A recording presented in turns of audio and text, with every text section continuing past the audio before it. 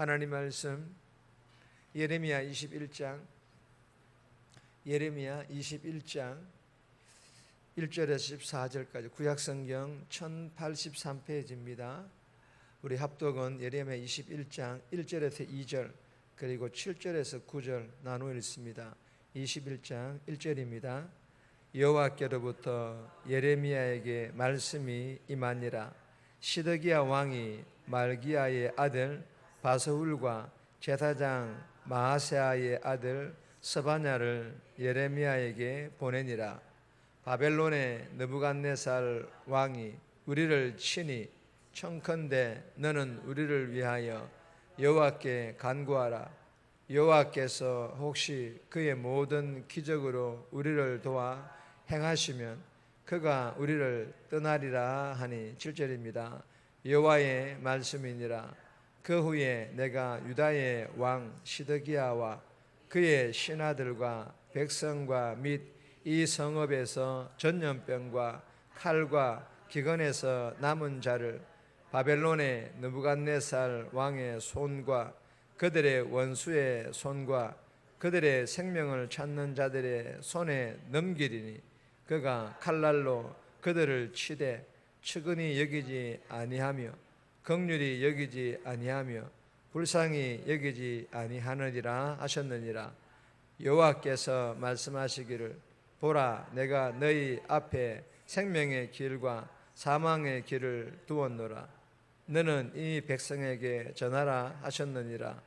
이 성읍에 사는 자는 칼과 기근과 전염병에 죽으려니와 너희를 애워싼 갈대아인에게 나가서 항복하는 자는 살 것이나 그의 목숨은 전리품같이 되리라. 아멘. 오늘 본문의 제목은 생명의 길과 사망의 길, 생명의 길과 사망의 길. 오늘 본문은 바벨론 왕이 공격을 해오자 이 유다의 시드기야 왕은 예레미야 선지자에게 중보, 즉 도고 기도를 요청합니다. 그러나 예레미야는 하나님의 심판은 변경될 수 없고 그리고 항복하는 것만이 살 수 있는 그런 생명의 길이라고 말하는 그런 내용의 본문입니다. 오늘 이 본문을 통하여 우리에게 주시는 첫 번째 교훈입니다. 거짓 회개에 속지 않으시는 하나님, 거짓 회개에 속지 않으시는 하나님이심을 우리에게 교훈합니다. 1절에서 7절까지인데 2절 말씀 보시면 바벨론의 느부갓네살 왕이 우리를 치니 청하건대 너는 우리를 위하여 여호와께 간구하라. 여호와께서 혹시 그의 모든 기적으로 우리를 도와 행하시면 그가 우리를 떠나리라 하니. 여러분 예레미야 37장 1절 2절에 보시면 그리고 열왕기야 24장 15절에서 20절 말씀에 보면 바벨론 왕 느부갓네살 왕이 유다를 향하여서 1차 공격이 시작되어 있는 것을 볼 수가 있습니다. 이때 유다의 마지막 왕이죠. 이 시드기야는 예레미야 선지자에게 도움을 구하는데 하나님께 중보기도, 즉 도고기도를 요청합니다. 여러분 이 시드기야 왕이 바벨론의 공격이 있기 전에 예레미야에게 어떻게 하였습니까? 20장 1절에서 2절에 보면 예레미야를 잡아 가두는데 목에 나무로 만든 고랑이라는 것을 씌워서 그렇게 감옥에 가두었던 왕입니다. 그런데 예레미야 선지자가 예언한 대로 하나님의 말씀이 이루어지자 이제는 뭐라 말합니까? 뭐라 요청을 합니까? 기도해 줄 것을 요청하고 있는 거예요. 여러분 본문에서 이 기도는요 회개 기도를 의미하는데, 아니 회개 기도는 누가 해야 합니까? 하나님 말씀에 불순종한 유다 왕인 시드기야와 이 유다 백성들이 해야 되는 것 아닙니까? 그런데 자신들은 기도할 생각도 하지 않으면서 그래도 선지자라고 생각을 했는지 예레미야에게 기도를 요청하고 있는 것입니다.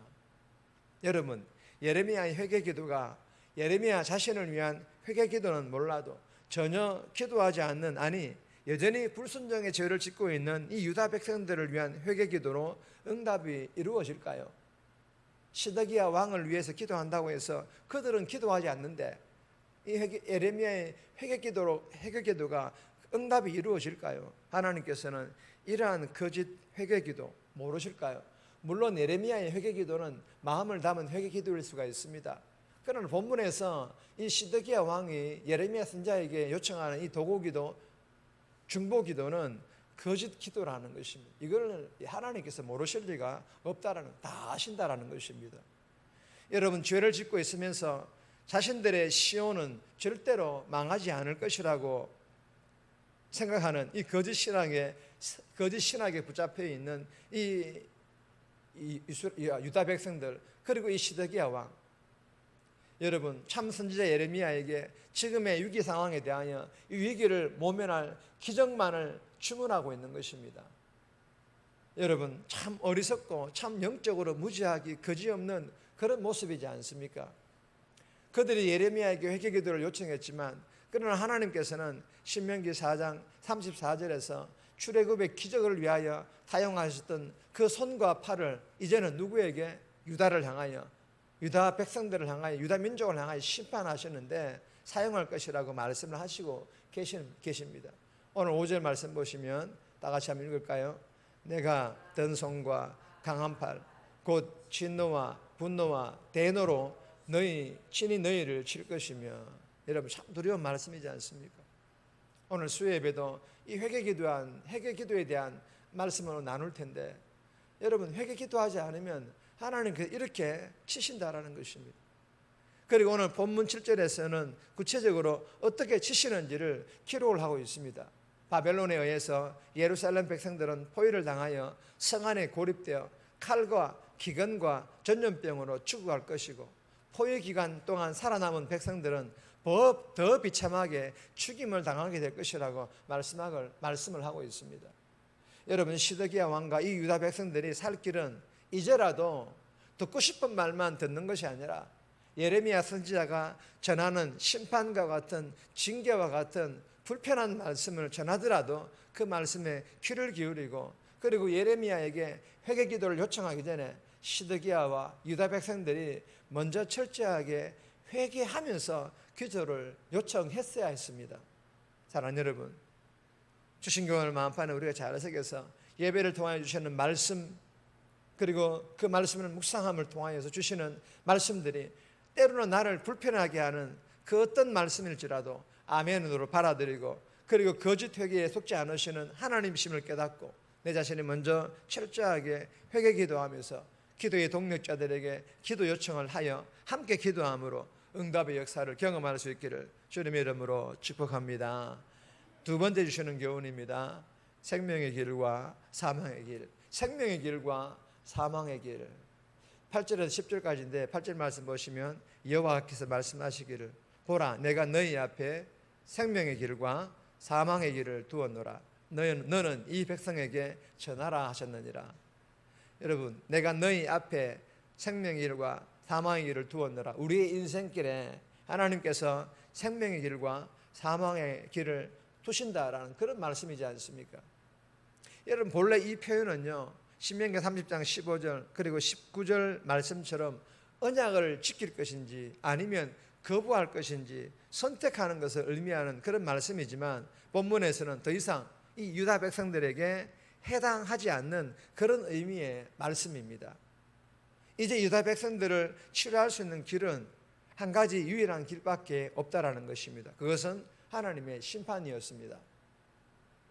그러므로 이제 하나님께서 마련하신 영혼의 수술대 위에 겸손히 오를 것인지, 이는 심판을 통한 회복을 말합니다. 아니면 이 마지막 희망조차, 즉 심판을 통하여 회복조차 거부할 것인지 선택하는 길만 남았다라는 것입니다. 사랑하는 여러분, 무엇을 선택하느냐에 따라 사망의 길을 걷거나 생명의 길을 걷게 될 것입니다. 마지막 희망, 즉 심판을 통하여 회복조차도 거부하면 사망의 길을 걷게 될 것입니다. 이 같은 이 길은요, 여러분, 이 길은 구원과 승리를 외치는 거짓 예언에 속아 예루살렘 성 안에서 항전하다 어리석게도 죽임을 맞이하는 길입니다. 그러나 아프고 힘들지만 마지막 희망인 즉 심판을 통한 회복을 선택하면 생명의 길을 걷게 될 것입니다. 여러분, 이 길은요, 예루살렘 성 밖으로 빠져나가 바벨론에게 항복하여 하나님께서 계획하신 죄의 길의 죄에서의 회복과 그리고 징계와 연단의 과정을 거치는 그런 길이라는 것입니다. 이 본문만 보면은 죽을 것만 같고 모든 것들을 다 빼앗길 것만 같지만, 그러나 하나님께서 말씀하신 것입니다. 비록 아프고 힘들겠지만 예루살렘 성 밖으로 빠져나와가지고 바벨론에게, 그 이방 바벨론 나라에게 항복하는 것 수치스럽지만, 그럼에도 불구하고 이 계획은 하나님께서 계획하신 그런 길이기 때문에 그 길을 선택하라는 것입니다. 그 길만이 생명의 길이라고 말씀하고 있는 것입니다. 여러분, 이 새벽에 주신 이 교훈을 마음판에 잘 새겨서 우리도 마찬가지로 정말 연약하지 않습니까? 때로는 유다 백성들과 같이 하나님께서 보시기에 전혀 가망성 없는 그런 믿음 생활할 때 있지 않습니까? 그럴 때라도 나의 죄를 인정하며 기도의 손을 들고 항복하며 어떤 징계와 고난이 주어진다 할지라도 믿음으로 받아들여, 즉 선택하여 죄에서의 회복과 더불어 연단의 과정을 통하여 사망의 길이 아닌 생명의 길로 잘 걸어갈 수 있기를 주님의 이름으로 축복합니다. 세 번째 교훈은 제목만 읽습니다. 잘못된 확신은 거만해집니다.